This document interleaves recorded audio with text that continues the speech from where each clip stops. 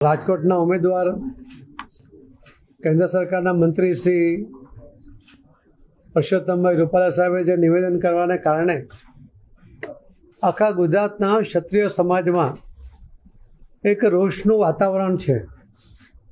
સ્વાભાવિક છે, અમને હર્ટ થયું છે અને એના કારણે આજે જે લગભગ 108 ક્ષત્રિય સમાજના આગેવાનો દક્ષિણ ગુજરાતના અહીંયા આવ્યા છે, એ પણ રાજકોટના જે સંમેલનમાં હાજરી એમણે પણ આપી હતી.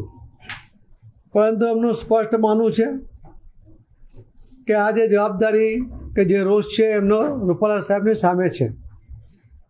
એમનો આદરણીય પ્રધાનમંત્રી શ્રી નરેન્દ્ર મોદી સાહેબ સામે કોઈપણ પ્રકારનો વાંધો નથી.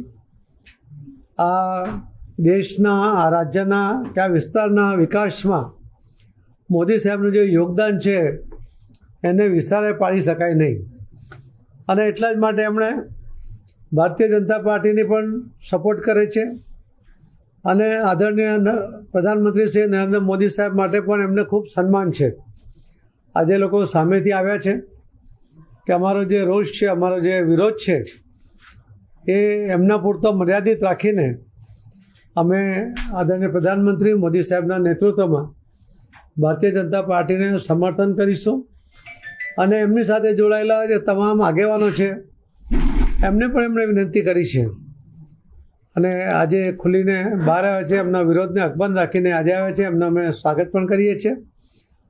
અને જે ક્ષત્રિય સમાજનો જે ઇતિહાસ રહ્યો છે કે ક્ષમા આપવામાં સૌથી મોટી કોઈની ભૂમિકા રહી હોય કે સૌથી મોટું દિલ જો કોઈનું રહ્યું હોય તો ક્ષત્રિય સમાજનું રહ્યું છે. એ ઇતિહાસ છે.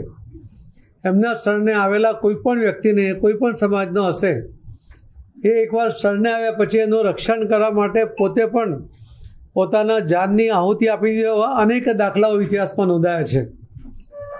આવી આ જે પ્રજા છે કે જેમાં એક ખમીર છે અને એમણે કદાચ સૌથી વધારે લડાઈઓ પણ એમણે જ લડી છે.